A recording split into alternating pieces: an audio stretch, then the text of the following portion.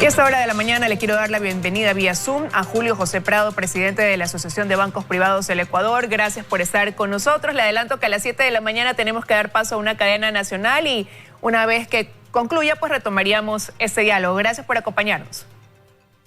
Muy buenos días, Liz. Gracias por la invitación y atento a sus preguntas y consultas. Gracias. Bueno, como ya decíamos, la Ley de Defensa de la Dolarización está en este momento en manos de la Comisión de Régimen Económico. Se han citado algunos economistas para poder debatir los pros y los contras que tienen estas reformas. Desde el punto de vista de la Asociación de Bancos Privados, ¿qué destacan ustedes de la importancia que tendría dar paso a la ley tal y como está planteada? Liz, si me permite quizás unos minutos antes de la cadena, antes de la interrupción que vamos a tener para dar un mensaje que tiene que ver también con la dolarización, con el sistema bancario, y es básicamente, Liz, y a todos quienes nos escuchan, rechazar la campaña sucia que se ha generado en redes y ventajosamente en unos pocos medios puntuales e identificados contra el sistema bancario. Es una campaña sucia, es una campaña de odio, de discriminación, de desprestigio hacia un sector. Y eso no podemos dejar de comentarlo, porque en medio seguramente, Liz, de la calentura, de la desesperación de la campaña electoral en su última etapa, digamos, lo que se está generando es un ataque no contra un accionista o los bancos específicamente, sino contra 7 millones de depositantes, contra 25,000 personas que trabajan en el sistema bancario y que colaboran día a día con el sistema bancario. Ventajosamente, Liz, los clientes confían en el sistema bancario, los depósitos están creciendo, la liquidez está estable y por eso es que podemos decir que las personas no se están haciendo eco de estos rumores, de esta campaña sucia que se está dando, pero sí conviene dejar sentada la posición de la Asociación de Bancos, rechazando esta campaña que lo que busca es, como digo, sembrar odio, zozobra, confusión días antes de las elecciones. Debemos tener tranquilidad para poder ir a votar libremente, con calma, con la cabeza fría, el día domingo por la elección que sea la que elija finalmente el Ecuador. Bueno, y una vez aclarado este punto que usted decía, también tiene relación con la dolarización, tenemos unos 20 segundos para ir avanzando en la respuesta de lo que yo le consultaba, ¿no? Desde el punto de vista de ustedes como Asociación de Bancos Privados, la importancia de estas reformas. Dejo planteada esa inquietud, su respuesta al regresar de la cadena. Retomamos el diálogo con Julio José Prado, presidente de la Asociación de Bancos Privados. Su respuesta ante la inquietud desde su punto de vista, como asociación de bancos, decíamos la importancia que tendrían las medidas en ser aprobadas tal y como están planteadas por el Ejecutivo. Primero, Liz, en términos generales, estamos atravesando la peor crisis histórica que ha tenido el Ecuador, la peor crisis económica que ha tenido el Ecuador. Peor incluso en términos de caída del PIB que la crisis del año 99. ¿Qué nos separa de esa crisis del año 99? ¿Qué hace que sea esta etapa del año 2020, 2021 diferente? Dos elementos, Liz. La dolarización y el sistema bancario fuerte que ha amortiguado la crisis, no acompañó la crisis como la del año 99. Por eso tenemos que preservar estos dos. El proyecto de ley lo que hace es fortalecer el pilar justamente de la dolarización para que la otra cara de la moneda, ¿no es cierto?, de la estabilidad, que sea el sistema bancario, los depósitos, la liquidez, también se pueda preservar.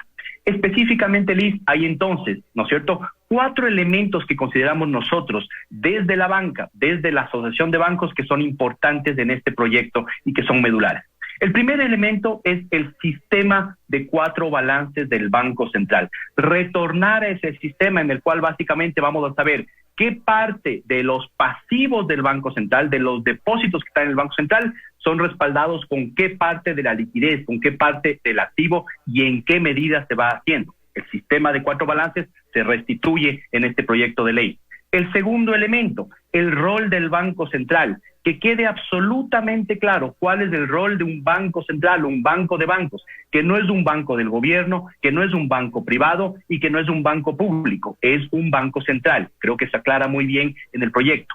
El tercer elemento, que se pueda definir cuál es el nivel de cobertura adecuada que tiene que tener el Banco Central frente a sus pasivos, frente a sus depósitos y cuándo se va a lograr cubrir ese hueco que ha quedado, ¿no es cierto?, en términos de cobertura de los depósitos en el Banco Central. Eso lo establece también el proyecto, incluso con fechas muy específicas. Y el cuarto elemento, que también es importante, es robustecerle al Banco Central, darle más técnica, crear, ¿no es cierto?, los directorios en la Junta Monetaria y en la Junta Financiera que le permitan tener la capacidad técnica, operativa, ¿no es cierto?, profesional que requieren este tipo de instituciones. Ahí están los cuatro elementos. Ahora, pero analizando esos cuatro elementos, en uno de ellos hay quienes dicen, bueno, en el 2014 fueron suspendidos estos 4 balances del Banco Central que, como usted dice, permiten transparentar cómo pesaban los activos del Banco Central para respaldar esos pasivos de dicho banco. Entonces han pasado 6, 7 años sin que hayan estado vigentes esos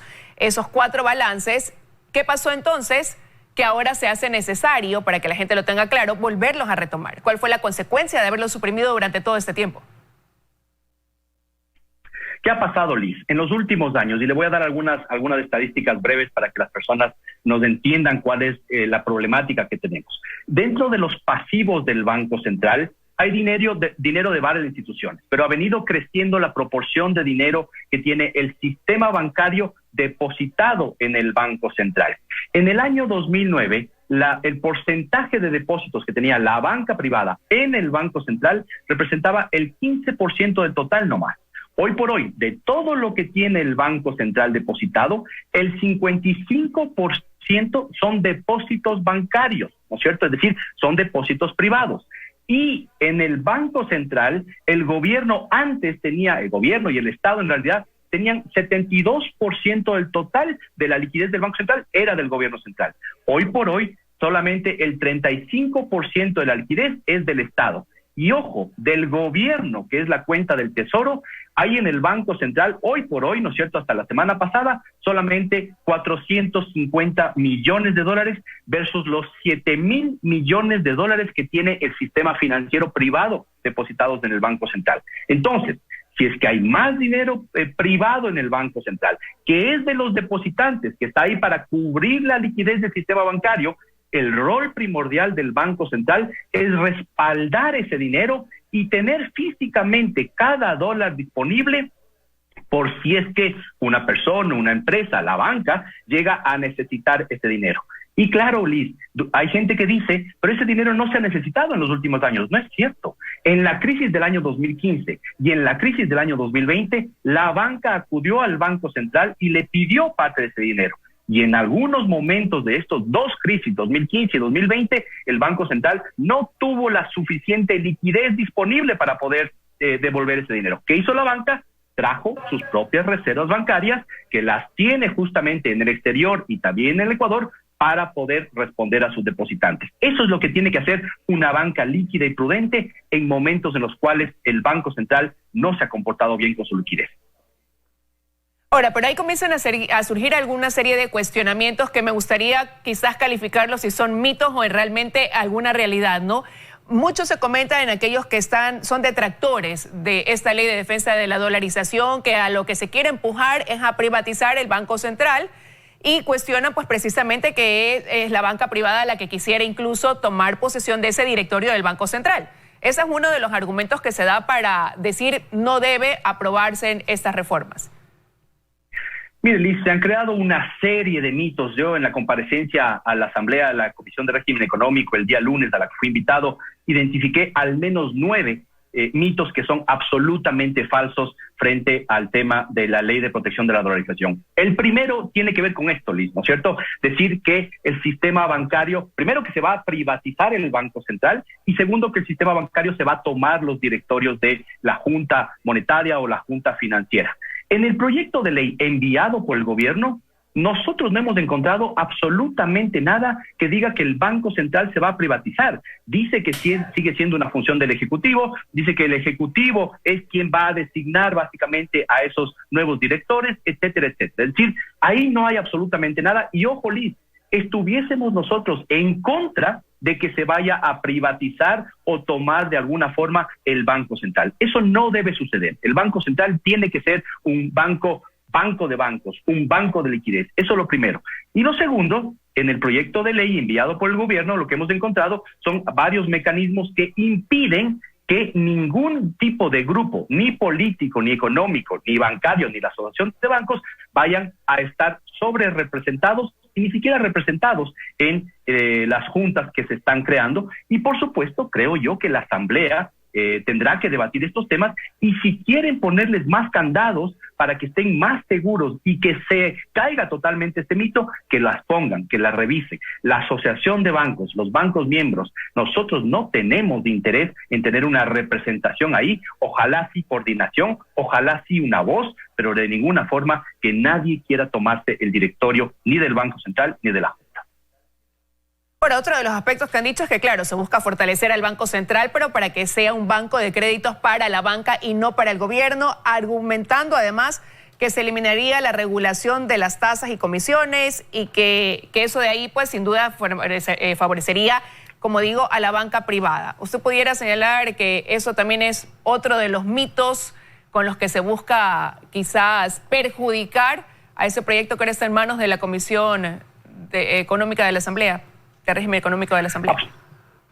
Liz, absolutamente falso. En el proyecto de ley, en la última versión enviada por el gobierno a la Asamblea, que nosotros hemos podido revisar, se mantienen los controles de tasas, se mantienen los controles de las comisiones, es decir, el Estado, ¿no es cierto?, el Banco Central y la Junta van a seguir regulando las tasas de interés en el Ecuador. No se eliminan los coeficientes de liquidez doméstica, no se eliminan las reservas mínimas de liquidez, que también es un mito, y tampoco se eliminan los controles de tasas y los controles de comisiones.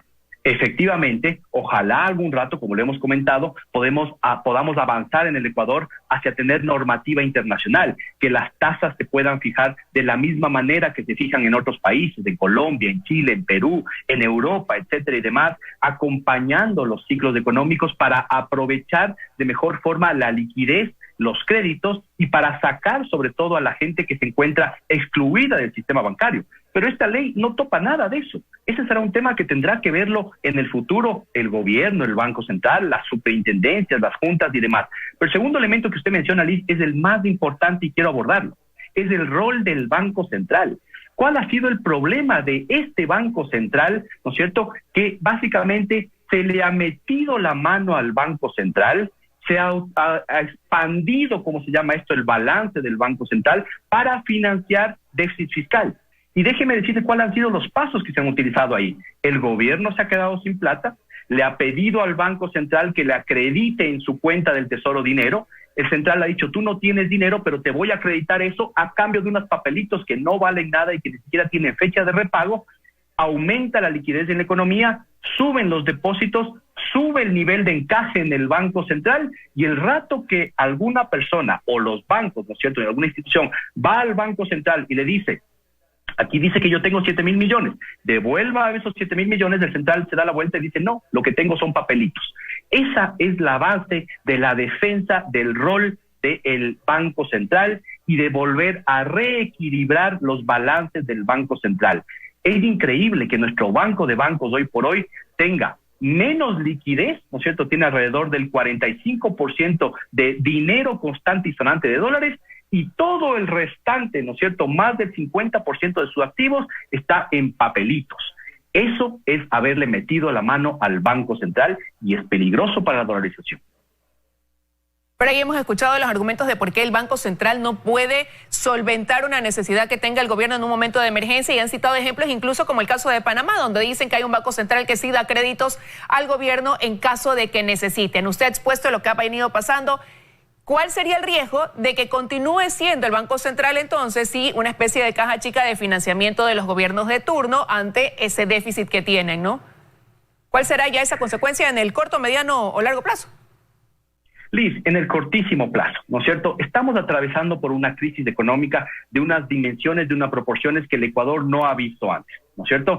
Si el Banco Central no se comporta bien, si se le vuelve a meter la mano al Banco Central, vamos a llegar a un punto muy cercano, ¿no es cierto?, en el cual la cantidad de dólares que tiene el Banco Central para respaldar la liquidez, no solo de las empresas públicas, de los GAT, de los municipios y demás, sino ya del sistema financiero privado, no va a ser suficiente. Y ahí lo que va a suceder en algún momento es que el Banco Central va a tener que dejar de hacer pagos y va a dejar de hacer transferencias internacionales y locales. Eso sería un riesgo tremendamente alto. Por eso es que cualquier nueva metida de mano al Banco Central que utilice las reservas internacionales, ¿no es cierto?, sería un grave error. Liz, déjeme aclararle este punto porque este es el tema medular. Hay solamente 3 formas en las que se puede utilizar al Banco Central: la adecuada, la fraudulenta o ilegal y la inadecuada hoy por hoy. ¿Cuál es la adecuada? Si es que el gobierno tiene dinero ahí, o cualquier institución tiene dinero ahí, el Banco Central le traslada dinero a una cuenta del gobierno, por ejemplo, si que viene más deuda, si que viene más riqueza internacional, etcétera, se utiliza ese dinero. ¿Cuál es la fraudulenta? Que el gobierno le diga, yo no tengo plata, pero ahí resulta que los bancos tienen alguna platita, o el BIES tiene una plata, o las cooperativas tienen una plata. Por favor, pásame eso a mi cuenta. Eso es un fraude, eso no se puede hacer. ¿Y cuál es la tercera opción? Que es una opción que es inadecuada y que tiene que volverse también ilegal a través de este proyecto de ley, que es que el gobierno le diga, no tengo plata, pero créame tu dinero, deposítame dinero que no está respaldado para que yo pueda comenzar a pagar sueldos, deudas, de bonos internos, etcétera y demás. Estas son absolutamente inadecuadas y debilitan al proceso de dolarización y obviamente terminarían debilitando al sistema bancario, que ventajosamente, Liz, es un sistema estable, líquido, que amortiguó la crisis del año pasado. Pero, estimados amigos, todos quienes nos escuchan, imaginemos qué hubiese pasado con este nivel de Banco Central que se ha manejado si es que el sistema bancario no se comportaba a la altura, si no aprendía de las lecciones de las crisis del 99 y no se hubiese vuelto más líquido, más robusto en medio de la crisis que hemos tenido hoy por hoy.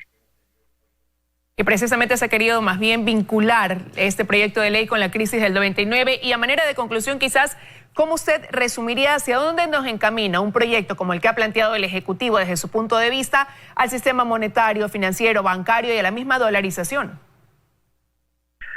Mire, Liz, la crisis del año 99 fue una tragedia para todos. Fue una tragedia desde el punto de vista económico, financiero, social y político incluso, ¿no es cierto? ¿Qué es lo que tenemos que hacer? Aprender de las crisis del pasado. La banca ha aprendido de esas crisis. Los bancos que quebraron en el año 99 no están con nosotros. Tenemos una asociación de bancos depurada, un sistema de bancos depurados.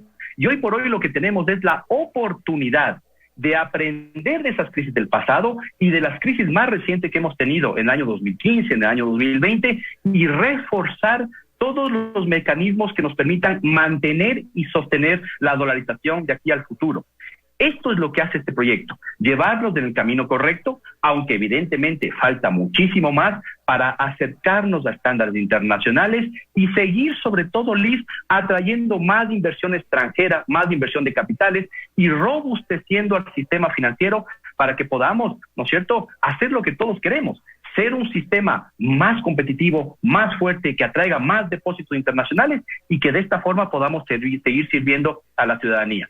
Pero tenga la plena seguridad que en este entorno, con esta ley, sin esta ley, con X candidato o Y candidato, a partir del día lunes, el sistema bancario va a seguir aquí, va a seguir apoyando a sus depositantes, custodiando los dineros que nos han sido confiados y apoyando el proceso de reactivación. Eso téngalo por seguro. Bueno, y el gobierno espera, el Ejecutivo, que esta ley esté aprobada, es su aspiración, pues antes de mayo de este año. Ahora quisiera remitirme a lo que usted acaba de mencionar y es un poco comparar, ¿no? Usted empezó esta entrevista haciendo un llamado a la calma después de una campaña agresiva, sucia, usted la calificaba así en los últimos días, en relación a la banca privada. Y el año 2020 fue un año difícil, sin embargo, recuerdo haber tenido entrevistas con usted donde el sistema bancario se mostraba fortalecido. Este 2021 estamos nuevamente con un repunte del COVID-19, una situación que preocupa, con medidas restrictivas nuevamente. ¿Cuál es la situación en este momento, quizás hasta en cifras, si pudiéramos hablar y actualizarlas en las condiciones de la banca privada, ¿no? Sobre todo por el momento en que estamos viviendo y que se ve pues un panorama complicado a nivel de emergencia sanitaria nuevamente. Sí. Liz, yo he iniciado este año diciendo que el año 2021 es un año de cauta prudencia, digamos, ¿no es cierto? O de cauta optimismo, llamémoslo así.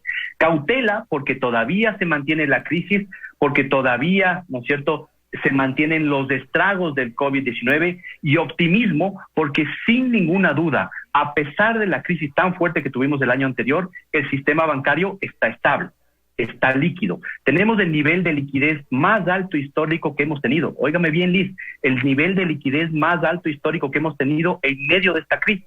El 33% de liquidez es lo que tenemos hoy por hoy, que es de los más altos de América Latina. Tenemos el nivel de cobertura de provisiones, por si es que llegan a dañarse los créditos que se han entregado, el nivel más alto histórico de cobertura que ha tenido el sistema bancario, por encima del 280%, también el más alto de América Latina, y el nivel de capitalización también más alto. ¿Qué significa esto? Que a pesar de que tenemos un entorno todavía muy complicado en el año 2021, el sistema bancario amortiguó y logró pasar lo peor de la crisis del año 2020. Imagínese lo contrario. ¿Qué pasaba si no teníamos una banca estable y la banca no hubiese podido salir a apoyar en dos formas a su cliente? Primero, precautelando su liquidez, que es la principal responsabilidad. Y segundo, apoyando a todos a esos sectores productivos, empresas y familias que más alivio financiero requirieron en el peor momento de la crisis. Resulta, Liz, que el sistema bancario, ahora lo podemos comparar con otros países en América Latina y en el mundo incluso, el sistema bancario ecuatoriano está entre los que mayor nivel de apoyo financiero, de alivio financiero privado dio durante el año anterior, más que Chile, más que Perú, más que incluso España, ¿no es cierto? 36% del total de la cartera fue aliviada durante el año anterior y todavía lo seguiremos haciendo durante este año mientras los clientes lo requieran. Quiero agradecerle que haya estado esta mañana con nosotros en los desayunos de 24 horas. Muchísimas gracias por habernos acompañado. Muchísimas gracias, Liz. Un mensaje final. Estamos enfrentando el día domingo un proceso electoral crispado, complicado, lleno y atravesado de una campaña sucia hacia el sistema bancario. Ratificarles a los 7 millones de depositantes de la banca y a todos quienes nos escuchan. Tenemos una banca estable, tenemos una banca líquida que nos va a permitir ir a votar con tranquilidad. Y el día lunes, pase lo que pase, todos podremos reenfocarnos en la reactivación y en poner de parte para sacar al Ecuador hacia donde queremos todo, hacia la reactivación, hacia el desarrollo y hacia la competitividad. Muchísimas gracias. Gracias nuevamente, que tenga un buen día.